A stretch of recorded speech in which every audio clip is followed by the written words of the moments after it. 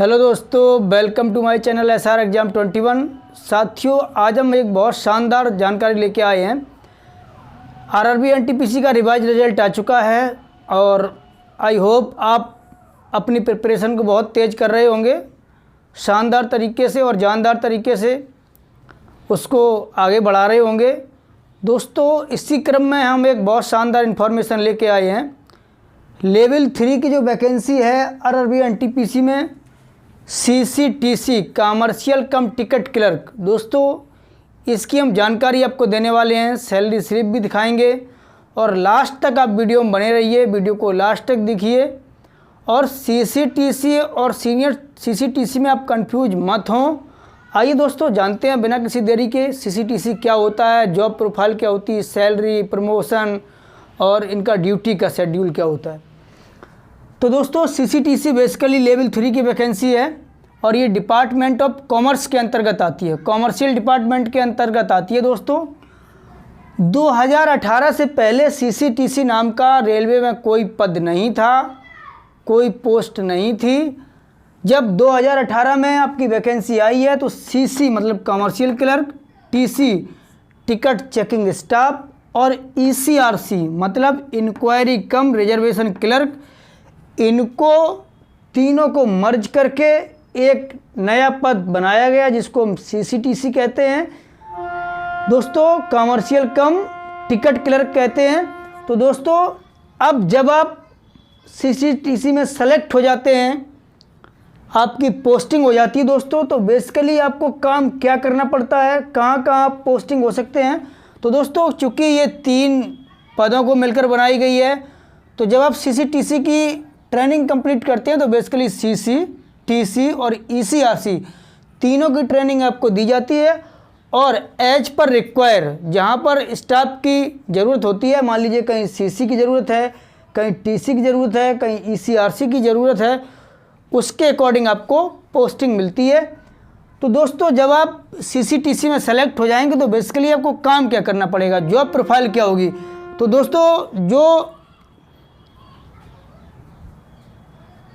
दोस्तों आपकी 4 जगह पोस्टिंग हो सकती है। बुकिंग क्लर्क के रूप में, पार्सल क्लर्क के रूप में, गुड्स क्लर्क के रूप में, टिकट चेकिंग स्टाफ के रूप में।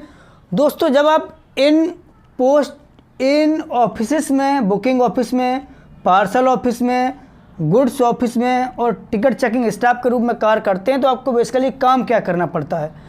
तो दोस्तों, जब आप इन जगह पोस्टेड होते हैं, तो दोस्तों जब आप as a booking clerk posted होंगे तो आपको PRS और UTS सिस्टम होते हैं। ये UTS और PRS एप्लीकेशन होते हैं कंप्यूटर पर, उन पर आपको काम करना होता है। पैसेंजर रिजर्वेशन सिस्टम दोस्तों होते हैं, इसको बोलते हैं PRS काउंटर। UTS मतलब अनरिजर्व टिकट सिस्टम, इन पर आपको कार्य करना होता है। और पैसेंजर्स को या तो चालू टिकट इसके माध्यम से चालू टिकट दी जाती है और इस पर पैसेंजर्स के रिजर्वेशन दोस्तों किए जाते हैं। और जब आप उन्हें टिकट देते हैं उसके बाद रेवेन्यू कलेक्शन भी उससे होता है, वो आप अपने पास रखते हैं। इसके अलावा दोस्तों, जब आप as a parcel clerk posted होते हैं तो पार्सल की लोडिंग, अनलोडिंग इसका कार्य आप देखते हैं। और इससे दोस्तों जो पैसा कलेक्ट करते हैं, रेवेन्यू कलेक्ट करते हैं, उसको दोस्तों आप अपने पास रखेंगे और बाद में कॉमर्स डिपार्टमेंट में जमा करवा देंगे, रेलवे डिपार्टमेंट में। उसके अलावा जब आप गुड्स क्लर्क के रूप में पोस्टेड होते हैं तो आप देखते हैं जहाँ पर सामान उतारा जाता है और लादा जाता है तो उसकी आप क्या करते हैं, लोडिंग और अनलोडिंग को देखते हैं, अपने यहाँ उसका रिकॉर्ड रखते हैं। और जो व्यक्ति लोडिंग और अनलोडिंग के लिए लोडिंग होती है, अनलोडिंग होती है, उससे रेवेन्यू कलेक्शन होता है, उसको आप रेलवे के खाते में जमा करवाते हैं साथियों। इसके अलावा टिकट चेकिंग जो दोस्तों स्टाफ होता है, उसका बेसिकली काम होता है जो पैसेंजर्स होते हैं उनकी टिकट को चेक करना। दोस्तों, ये बेसिकली 2 प्रकार से चेक होते हैं। एक तो आप देखते होंगे प्लेटफॉर्म पर टिकट चेक किया जाता है, स्टेशन पर टिकट चेक किया जाता है। और एक जो स्टाफ होता है वो ट्रेन में टिकट चेक करता है। तो दोस्तों, जो टिकट चेकिंग स्टाफ होते हैं बेसिकली वो या तो TE होते हैं या TTE होते हैं। जो TE होते हैं वो टिकट एग्जामिनर होते हैं, ये स्टेशन पर दोस्तों टिकट चेकिंग करते हैं। और जो TTE होते हैं, इनको बोलते हैं ट्रेन टिकट एग्जामिनर। ये बेसिकली ट्रेन में टिकट चेक करते हैं दोस्तों। तो दोस्तों ये रहा आपका जॉब प्रोफाइल। और दोस्तों अगर बात की जाए CCTC अब कितना प्रमोशन पाएगा, सैलरी कितनी पाएगा, इस पर बात करते हैं। आइए दोस्तों आप जानते हैं इनका सैलरी और प्रमोशन, आपकी पोस्टिंग हो गई। अब आप चाहते हैं कि हमें सैलरी कितनी मिलेगी, इसकी जानकारी भी हो जाए। आइए दोस्तों सबसे पहले जानते हैं सैलरी के बारे में। दोस्तों चूँकि ये 2000 GP की जॉब होती है, जो 2000 GP की जॉब होती है उनका बेसिक होता है 21,700 रुपये। तो दोस्तों बेसिक पे के रूप में आपको 21,700 रुपये मिलेंगे। DA मतलब डियरनेस अलाउंसेस, ये आपको दिए जाएंगे। अब 34% हो गया है, 7378 रुपये मिलेंगे। HRA का मतलब हाउस रेंट अलाउंसेस, यदि आप क्वार्टर अलॉट नहीं करवाएंगे तो आपको ये मिलेगा, यदि आप क्वार्टर अलॉट करवाएंगे तो आपका ये कटेगा। तो दोस्तों HRA ग्रुप में आपको मिलेगा 3906 रुपये। और TA का मतलब होता है ट्रैवलिंग अलाउंस, आप ऑफिस जाएंगे आएंगे, इसके लिए दोस्तों आपको जो पैसा मिलेगा वो मिलेगा 2106 रुपये। दोस्तों ये सिटीज़ पर डिपेंड करता है, XYZ जो सिटी होती हैं उस पर डिपेंड करता है दोस्तों। तो हमने इसको 2106 रुपये ही रखा है, हो सकता है 4212 भी रुपये आपको मिले। तो इस प्रकार आपकी सैलरी लगभग 35,090 रुपये बनेगी। इसमें हमने दोस्तों ना तो NDA का मतलब नाइट ड्यूटी अलाउंसेस, HA का मतलब हॉलीडेज अलाउंसेस, जब हॉलीडे होती है नेशनल हॉलीडे उस पर आप काम करते हैं उसका अलग से आपको पे करती है रेलवे। TA जब आप अपने कार्य क्षेत्र से बाहर काम करने जाते हैं तो आपको TA मिलता है। TA का मतलब होता है ट्रैवलिंग अलाउंसेस। तो दोस्तों ये मिलते हैं, ये आपको सैलरी में मिलेगा। इतना तो आपको हर महीने मिलना ही है। हो सकता है आप जब नाइट ड्यूटी भी करेंगे, क्योंकि ड्यूटी आपकी शिफ्टिंग में होती है, 3 शिफ्ट में आपकी ड्यूटी होती है।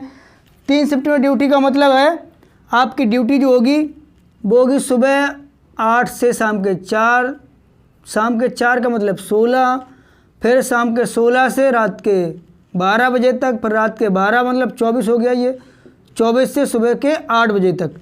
दोस्तों इस प्रकार शिफ्टिंग चलती है और आपकी नाइट ड्यूटी तो लगना अनिवार्य है, तो उसका पे गवर्नमेंट आपको अलग से करेगी। तो दोस्तों इसके अलावा सैलरी का अतिरिक्त ये आपको इतना तो मिलना ही है। इसके अलावा आपको चिल्ड्रन ट्यूशन फीस भी मिलती है, 2 बच्चों का आप ले सकते हैं पर ईयर 27,000 एक बच्चे का मिलता है, तो आप 54,000 मैक्सिमम ले सकते हैं। साल में आपका 3 बार इंक्रीमेंट होगा, कैसे? 2 बार DA के रूप में और एक बार आपका इंक्रीमेंट जो होगा वो इंक्रीमेंट के रूप में होगा। 2 बार आपका DA बढ़ेगा, जनवरी में और जुलाई में, और साथ में एक बार वर्ष में आपका इंक्रीमेंट होगा सैलरी, अर्थात हर 6 महीने आपकी सैलरी इंक्रीज होती रहेगी दोस्तों। तो सैलरी लगातार बढ़ती रहेगी। आइए दोस्तों अब जानते हैं इनके प्रमोशन के बारे में। जब आप एज ए सीनियर CCTC भर्ती होते हैं तो प्रमोशन कहाँ तक मिलता है, इसका वीडियो आपको पहले ही चैनल पर अपलोड किया जा चुका है। यदि आपने नहीं देखा तो उसको आप ज़रूर देखें। और दोस्तों जब आप लेवल 3 से भर्ती होते हैं तब आप कहाँ तक प्रमोट हो सकते हैं, आइए इसके बारे में जानते हैं। अब आपने सैलरी जान ली, फिर आपने कहा सर इसमें आप बताइए प्रमोशन कहाँ तक हम पा सकते हैं। तो दोस्तों कॉमर्शियल ऐसा डिपार्टमेंट है जो रेलवे में सबसे अधिक प्रमोशन देता है और बहुत तेज़ प्रमोशन देता है। अधिक प्रमोशन देने का मतलब जल्दी प्रमोशन देता है और तेज़ प्रमोशन देता है। तो जब आप एज ए CCTC भर्ती होंगे दोस्तों, वहाँ आपका पेमेंट होगा 2000 और उसके लगभग में 3 से 4 साल के अंदर आप सीनियर CCTC बन जाएंगे और यहाँ पर आपका पेमेंट होगा 2800।